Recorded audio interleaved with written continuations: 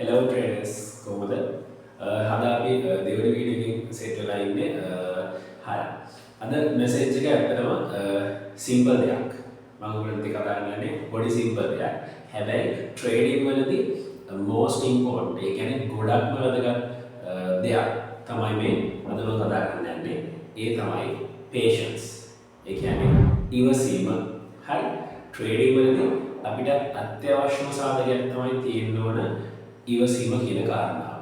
මොකද අපි ට්‍රේඩින් වලින් ගොඩක් වෙලාවට අපේ ස්කිල් එක ෂාප් කරගන්න බැරි වෙන්නේ. ඒ වගේම අපි ට්‍රේඩින් වලින් ලොස් වෙන්නේ ප්‍රධාන කාරණාවක් තමයි ඉවසීම නැතිකම. හරි. මෙතන මම ඉවසීම කියලා කිව්වට මම ගොඩක් දේවල් මේ සම්බන්ධයෙන් කතා කරන්න බලාපොරොත්තු වෙනවා. හරි. එහෙනම් අපි යමු වීඩියෝ එකට. ඇත්තටම ට්‍රේඩින් කියලා කියන්නේ ගොඩක් දෙනෙක් හිතන්නේ ඉන්නේ ට්‍රේඩින් කියලා කියන්නේ ෆාස්ට් මූවින් දෙයක්. ඒ කියන්නේ දැන් අපි හිතන්නකෝ කැන්ඩල්ස්ටික් පැටර්න් එකක් ගත්තාම chart එකක් ගත්තාම ඒ chart එක මූව් වෙද්දී ක්ෂණිකව ඉක්මන මූව්මන්ට්ස් දෙද්දී අපි හිතනවා ට්‍රේඩ් වලට එන්න වෙන්න ඕනේ. එන්නේ ඒ වගේ දේවල් තමයි ක්වික් ප්‍රොෆිට් ගන්න පුළුවන්. ඉක්මනින් මුදල් ගන්න පුළුවන්. ඒ වගේ දෙයක් ඔළුවේ තියෙනවා. ඇත්තම කිව්වොත් ඒකට ට්‍රේඩින් කියන්නේ ක්වික් ගේම් එකක් කියලා ගොඩක් දෙනෙක් හිතනවා. මම මේ ගේම් එකක් කියලා අදහස් කරන්නේ ගේම් එකක් කියන එක නෙමෙයි.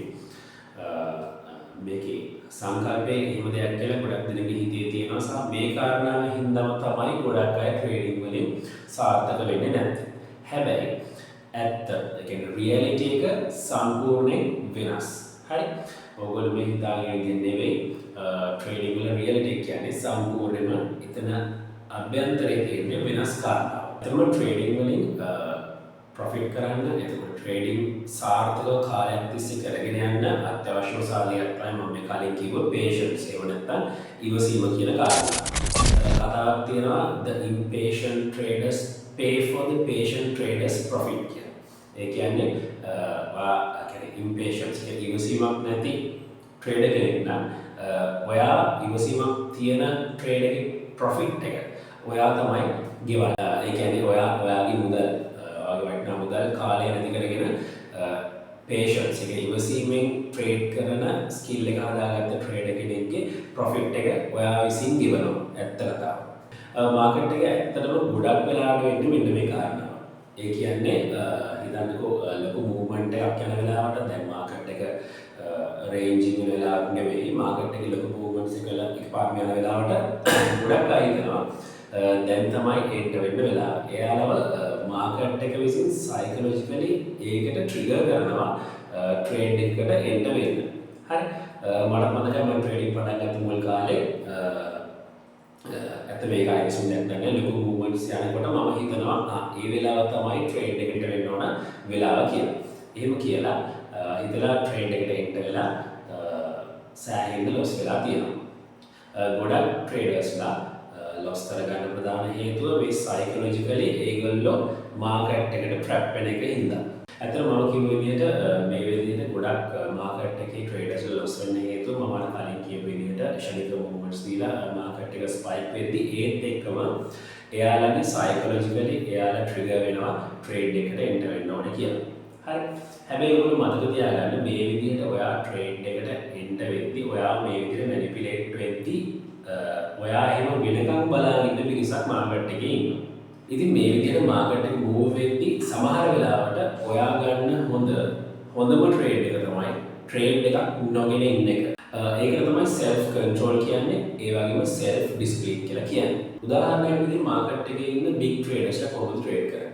එයාලා මාකට් එකේ හැම මිනිත් එකකම හැම විනාඩියකම ට්‍රේඩ් කරන්න යන්නේ නැහැ. එයාලා ගොඩක් කරන්නේ මාකට් එක ඔබ්සර්ව් කරන එක, අධ්‍යයනය කරන එක. ඒ වගේම තමයි එයාලා මාකට් එකේ හැම මූව්මන්ට් එකම චේස් කරන්න යන්නේ නැහැ. මාකට් එකේ ups down හැම දෙයක්ම ඒගොල්ලෝ ට්‍රැක් කරන්න යන්නේ නැහැ. එයාලා හැම වෙලෙම රැඳිලා ඉන්නේ එයාලගේ කන්ෆර්මේෂන් එක, එයාලගේ සෙටප් එක තියෙන ඒරියා එකේ විතර. ඒ කියන්නේ එයාලා හදාගත්ත කන්ෆර්මේෂන් සෙටප් එකට මාකට් එක එයාලා ගාව දෙනකම් එයාලා ඉවසීමෙන් බලාගෙන ඉන්නවා. හැම මූව්මන්ට් එකම කැච් කරන්න යන්නේ නැහැ. මේ විදිහට එයාලගේ සෙටප් එකට එයාලගේ කන්ෆර්මේෂන් ඒරියා එකට එයාලට ඕන විදිහට මාකට් එක ආවහම එයාලා ප්‍රොෆිට් කරනවා සෑහෙන ලොකු amount එකකින්. අන්න ඒක තමයි big traders ලගේ සාමාන්‍ය retail traders ලගේ වෙනස. ඇත්තටම අපි හදිස්සිය නිසා අපි ඉවසීමක් නැති නිසා හරි සෙටප් එකක් නැති නිසා අපි මාකට් එකෙන් අයින් වෙනවා ලොස් වෙලා යනවා. හැබැයි big traders ලා ඒකෙන් ඇඩ්වාන්ටේජ් කරන් එයාලගේ ප්‍රොෆිට් එක ගේන් කරගන්නවා. ඔයාට ඇත්තටම මේ ලොකු මාකට් එකේ මාකට් එක කන්ට්‍රෝල් කිරීමේ හැකියාවක් නැහැ. හැබැයි ඔයාට ඔයාගේ මයින්ඩ් එක කන්ට්‍රෝල් කරගන්න ලොකු හැකියාවක් තියෙනවා. ඔයා මාකට් එකට එන්ටර් වෙන්න ඕන වෙලාව ඔයා කොයි වෙලාවකද මාකට් එකට පාර්ටිසිපන්ට් කෙනෙක් විදිහට යන්නේ කියන එක ඔයාලට ඩිසයිඩ් කරන්න පුළුවන්. අනිත් කාරණා තමයි ඔයා මාකට් එක දිහා බලන ඉඳි ලොකු මූව්මන්ට් එකක් ආවොත් ඔයා ගන්න බැරුණාම අපරාධ මට මේ ගන්න බැරුණා කියලා කවදාවත් හිතන්න එපා.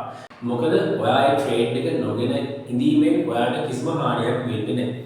උදාහරණයක් විදිහට ඔයාගේ කැපිටල් එක ඔයාට ලොස් වෙන්නේ නැහැ. හැබැයි ඔයා ඒ ගන්න වැරදි තීරණයක් නම් ඒකෙන් ඔයාට එන්නේ ලොස් එක දරා ගන්න ඕනේ ඔයාම තමයි. ඒ නිසා ඒ ගත්තේ නැති ට්‍රේඩ් එක ගැන වද වෙන්න දුක් වෙන්න එපා. මොකද ඒකෙන් ඔයාලට කිසිම ඩැමේජ් එකක් වෙන්නේ නැහැ ඔයාගේ කැපිටල් එකට. හැබැයි වැරදි තීරණයක් විදිහට ඔයාගේ ට්‍රේඩ් එක ගත්තොත් ඒකෙන් ඩැමේජ් වෙන්නේ ඔයාගේ කැපිටල් එකට වගේම ඔයාගේ මයින්ඩ් සෙට් එකට. පොඩි උදාහරණයක් විදිහට හිතන්න ට්‍රේඩර්ස්ලා දෙන්නෙක් ඉන්නවා. එක ට්‍රේඩර් කෙනෙක් තමයි. එයා හැම වෙලෙම බලන්නේ මාකට් එකේ ට්‍රේඩ් එකක් ගන්න අවස්ථාවක් එනවද කියලා. හැම තාපනයකම හැම විනාඩියකම එයා හැම මූවමන්ට් එකම කැච් කරන්න සෑහෙන try එකක් දෙනවා. හරි. තව ට්‍රේඩර් කෙනෙක් ඉන්නවා.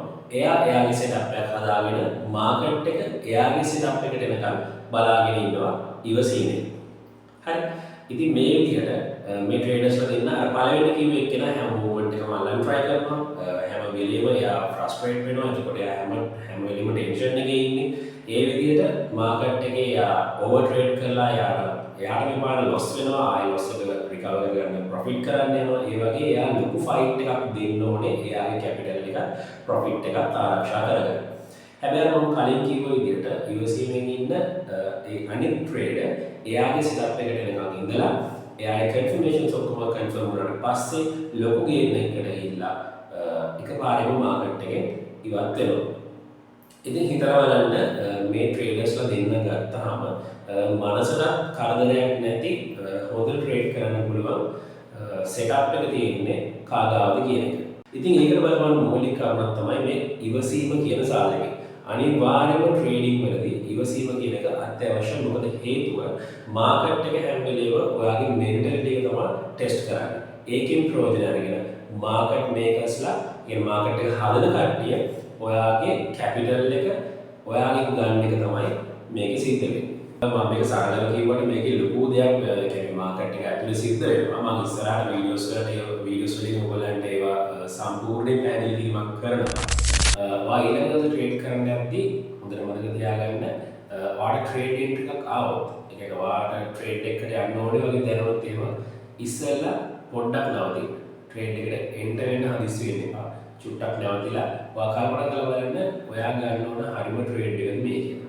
ඉතින් මාකට් එකේ කැන්ඩල් ස්පයික්ස් එතකොට ෆේක් බ්‍රේක්අවුට් ඒ වගේ දේවල් මොන දෙයක් වුණත් ඔයා මතක තියාගන්න අනිවාර්යම දෙයක් තමයි ඔයා ඒ වගේ අවස්ථාවලට يعني ට්‍රිගර් වෙනකම් බලන් ඉන්න තව පැත්තක් ඉන්නවා. ඒ නිසා අනිවාර්යයෙන්ම ඒගොල්ලන්ගේ ගොදුරක් වෙන්න එපා ඔයාගේ ට්‍රේඩින් වලින්. ඒ වගේම ඔයා බලන්න ඔයා මාකට් එකට එන්ටර් වෙන්න යනවා නම් ඔයාගේ මොකක් හරි සෙටප් එකක් ස්ට්‍රැටජි එකක් එක්ක ඒක ඔයා හරියටම එන්ටර් වෙන්න ඕන පොයින්ට් එකද නැත්නම් මාකට් එක විසින් ඔයාව ඒකට එන්ටර් කරන්න මැනිපියුලේට් කරනවද කියන එක අනිවාර්යයෙන්ම ඔයා බලන්න ඕන දෙයක්. ඔයා ගන්න එන්ට්‍රි එක ගැන ඔයාගේ සෙටප් එක ගැන ඔයාට හරියට කන්ෆිඩන්ස් එකක් නැත්නම් ඒ මොකද හොඳ වෙන්නේ තමයි ඒ ට්‍රේඩ් එක ගන්න නැතුව මාකට් එකෙන් අයින් වෙන එක. මොකද මාකට් එක කියලා කියන්නේ කැන්ඩල් එක මූව් වෙන ස්පීඩ් එකවත් හයි ස්පයික්ස් වලට යන එකවත් නෙමෙයි. ඒක සම්පූර්ණම ටයිමින් එක වෙන දෙයක්. ඒ නිසා ඔයාට ඕන තරම් අවශ්‍ය කාලය තියෙනවා. ඊට පස්සේ උනත් ඔයාට අවශ්‍ය ට්‍රේඩ් එකක් හරියටම බලලා ගන්න. ඒ නිසා හදිස්සි වෙන්න එපා. ඉවසීම කියන එක ප්‍රගුණ කරගන්න ඕන සබ්ජෙක්ට් එකක්, බිස්නස් එකක් තමයි මේ ට්‍රේඩින් කියලා කියන්නේ. හොඳ ට්‍රේඩර් කෙනෙක් වෙන්න මාකට් එකේ වැඩිපුර ට්‍රේඩ්ස් ගන්න ඕනේ කියලා එහෙම දෙයක් නැහැ. ඔයා මොකද මාකට් එකේ හැමතිස්සෙම හැම මූව් එකකම ඔපචුනිටි එකක් තමයි තියෙන්නේ. හැබැයි හරි ඔපචුනිටි එක අයිඩෙන්ටිෆයි කරලා හරි ට්‍රේඩ් එකට හරි විදිහට එන්ටර් වෙන එක ඔයාගේ වගකීමක්. ඔයා කරන්න ඕනේ හරි වෙලාව ආවට පස්සේ ඔයාගේ සෙටප් එකත් එක්ක මාකට් එකට එන්ටර් වෙන එක. ඉතින් අනිවාර්යෙන් මතක තියාගන්න ඊළඟ සැරේ ඔයා ට්‍රේඩ් කරන්න යද්දි මාකට් එකට එන්ටර් වෙන්න යද්දි හදිස්සි වෙන්න එපා කොයි වෙලාවකවත් ට්‍රේඩ් එන්ට්‍රි එකක් ගන්න. මොකද මාකට් එක කියන්නේ වෙනස්ම තැනක්. මම ඉස්සරහට වීඩියෝස් වලින් ඒ ගැන ගොඩක් කතා කරනවා. ඉතින් මම ඉස්සරහට කරන වීඩියෝස් වලින් මේ ඉවසීම කියන එක ට්‍රේඩින් වලට කොච්චර වැදගත් වෙනවද කියන එක තවත් කතා කරනවා. මොකද මේක හදිස්සි වෙලා කරන්න පුළුවන් දෙයක් නෙමෙයි සහ මේකෙන් ක්වික් මනි, ඊසි මනි එහෙම දෙයක් නැහැ. මේක ගොඩාක් ඉගෙන ගන්න ඕන සබ්ජෙක්ට් එකක්. ඉතින් ඒ හින්දා ඔයා අනිවාර්යෙන්ම මේ channel එකත් එක්ක join වෙලා ඉන්න, subscribe කරනවා. මම ඉස්සරහට ඔයගලන්ට මේ පිළිබඳව තවත් දැනුවත් කරන වීඩියෝස් ගේනවා. එහෙනම් අදට ගිහින් එන්න. ඔක්කොටම සුබ දවසක්.